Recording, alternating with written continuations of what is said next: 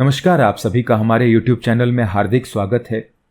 जैसा कि पिछले कई वीडियोस में आपने देखे होंगे कि हमने खलील जिब्रान जी की एक पूरी सीरीज पढ़ी है, जिब्रान दर्शन। तो उसी परंपरा को आगे बढ़ाते हुए हम और भी अन्य कहानियां, अन्य दार्शनिक की कहानियां, अन्य आध्यात्मिक कहानियों को पढ़ेंगे। उसी श्रृंखला को आगे बढ़ाते हैं और आज भी एक दर्शन की कहानी पढ़ते हैं। नाम है इसका बूढ़े आदमी का घोड़ा। ये कहानी लाओ त्सो के समय की है। लाओ त्सो चीन के बहुत ही महान दार्शनिक हुए हैं। आप में से कई लोग उनके विषय में जानते भी होंगे। तो हमारा भी प्रयास रहेगा कि उनके द्वारा जो लिखी हुई एक किताब है, पोएट्री फॉर्म में है, तो हम उसका अनुवाद आपके सामने प्रस्तुत करें और उनके द्वारा कही गई कई सूक्तियां जो उसी किताब से निकली हैं वो आपके साथ साझा करेंगे। तो आइए फिलहाल इस कहानी की तरफ बढ़ते हैं। एक गांव में एक बूढ़ा आदमी रहता था। बहुत गरीब था, लेकिन उस राज्य का राजा भी उससे ईर्ष्या करता था, क्योंकि उसके पास एक बहुत ही सुंदर सफेद घोड़ा था। एक ऐसा घोड़ा जिसे पहले कभी किसी ने नहीं देखा था। सुंदरता, भव्यता और ताकत से भरपूर। राजा ने बूढ़े आदमी से उस घोड़े को खरीदने की इच्छा जाहिर की और उन्होंने शानदार कीमतों की पेशकश की। लेकिन बूढ़ा आदमी कहता, यह घोड़ा मेरे लिए घोड़ा नहीं है, यह मेरे जीवन का अंग है और आप अपने किसी अंग को कैसे बेच सकते हैं? यह घोड़ा एक दोस्त है, यह संपत्ति नहीं है और आप एक दोस्त को कैसे बेच सकते हैं? नहीं, यह संभव नहीं है। वो आदमी गरीब था, उसके सामने हर प्रकार का प्रलोभन था, लेकिन फिर भी उसने कभी घोड़ा नहीं बेचा। एक सुबह उसने अचानक पाया कि घोड़ा अस्तबल में नहीं था। सारा गांव इकट्ठा हो गया और उन्होंने कहा, अरे मूर्ख आदमी, हमें पहले से ही पता था कि एक दिन तुम्हारा घोड़ा चोरी हो जाएगा। तुम इतने गरीब हो, तुम इतनी कीमती चीज की रक्षा कैसे कर सकते हो? इसे बेच देते तो अच्छा होता। तुम्हारे द्वारा मांगी गई कोई भी कीमत तुमको मिल सकती थी। राजा किसी भी कीमत के लिए तुम्हें ना नहीं कहता। अब घोड़ा चला गया। अब ये एक अभिशाप है, तुम्हारा दुर्भाग्य है। बूढ़े ने कहा, बहुत दूर मत जाओ, बस इतना कहो कि घोड़ा अस्तबल में नहीं है और यही तथ्य है। बाकी सब एक निर्णय है। यह दुर्भाग्य है या नहीं, यह आप कैसे जानते हैं? आप कैसे निर्णय कर सकते हैं? ये लोगों ने कहा, हमें मूर्ख बनाने की कोशिश मत कीजिए। हम भले ही महान दार्शनिक न हों, लेकिन यह समझने के लिए किसी दर्शन की जरूरत नहीं है। यह एक सीधी साधी सी बात है कि एक खजाना खो गया है और यह दुर्भाग्य की बात है।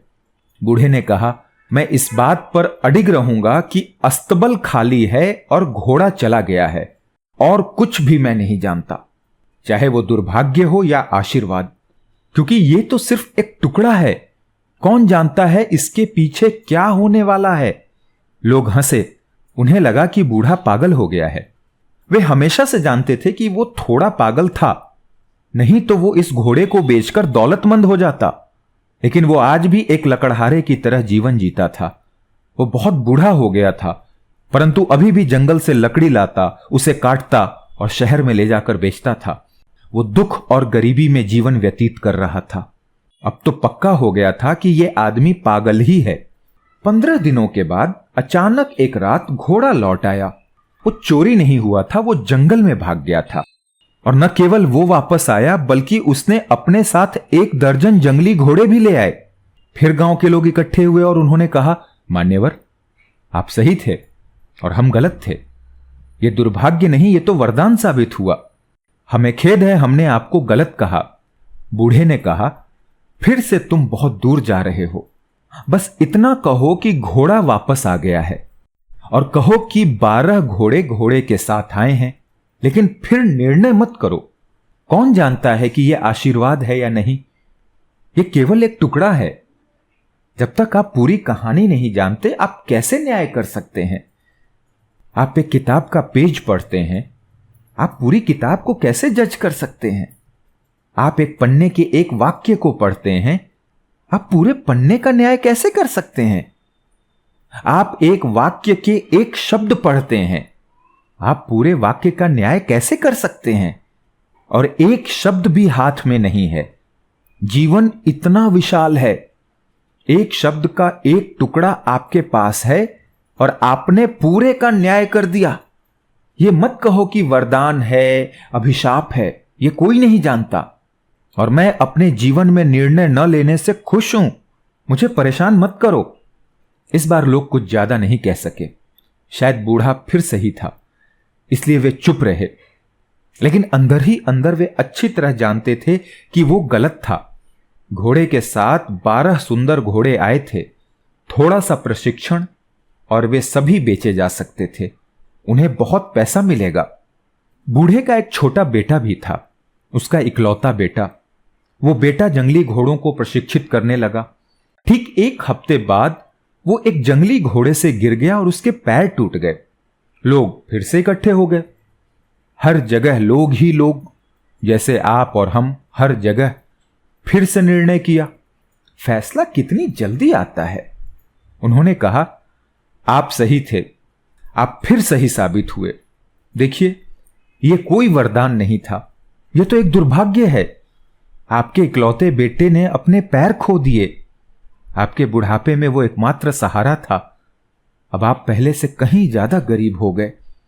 बूढ़े ने कहा, आप लोग निर्णय करने के कितने व्याकुल रहते हैं। फिर इतनी दूर मत जाओ। इतना ही कहो कि मेरे बेटे की टांग टूट गई है। कौन जानता है दुर्भाग्य है या आशीर्वाद, किसी को नहीं मालूम। फिर से आप सिर्फ एक टुकड़ा देख रहे हो, और एक टुकड़े से अधिक आपको कभी नहीं दिया जाता है। जीवन टुकड़ों में आता है और आप निर्णय संपूर्ण के बारे में लगा लेते हैं। ऐसा हुआ कि कुछ हफ्तों के बाद उनके देश का एक पड़ोसी देश के साथ युद्ध आरंभ हो गया और शहर के सभी युवकों को जबरन सेना में भर्ती के लिए ले जाया गया। अब अपंग होने के कारण केवल बूढ़े का बेटा बचा था। लोग रोते बिलखते हुए इकट्ठे हो गए, क्योंकि हर घर से जवान लोगों को जबरन ले जाया जा रहा था और उनके वापस आने की संभावना नहीं थी, क्योंकि जिस पड़ोसी देश ने हमला किया था वो एक बड़ा ताकतवर देश था और ये लड़ाई हारने वाली लड़ाई थी। इसलिए उनके बच्चे कभी वापस आने वाले नहीं थे। सारा शहर गमगीन था, रो रहा था। तभी वे बूढ़े आदमी के पास आए और कहा, आप सही कह रहे थे बूढ़े आदमी, भगवान जाने, आप सही थे। ये एक आशीर्वाद साबित हुआ। हो सकता है कि आपका बेटा अपंग हो, लेकिन फिर भी वो आपके साथ है।